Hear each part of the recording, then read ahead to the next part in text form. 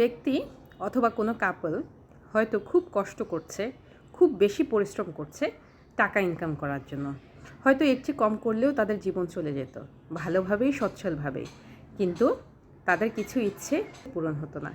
এখন যখনই তারা এক্সট্রা কিছু এফোর্ট দিবে এই টাকাটা আয় করার জন্য, তখন আশেপাশে কিছু লোক বলবে, এত টাকা দিয়ে কী হবে, রেস্টুরেন্টে খায় শুধু, দেখেন না বিদেশে ঘুরে বেড়ায়, ব্যাংকে শুধু টাকা জমায়, কাউকে দেয় না। তো এই কথাগুলো আসলে কেমন হয়?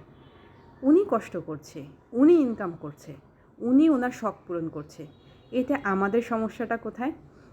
কারো জীবনের ইচ্ছাই থাকে আমি যখন অনেক টাকা ইনকাম করব, আমি দেশ বিদেশে ঘুরে বেড়াবো।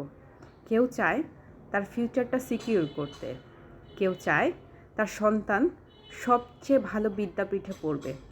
এগুলো তার ব্যক্তিগত ইচ্ছা, এবং সে তার ব্যক্তিগত টাকা দিয়েই কিন্তু এই ইচ্ছাগুলো পূরণ করবে। তো এখানে আমাদের আসলে কথা বলার কোনো জায়গাই নেই।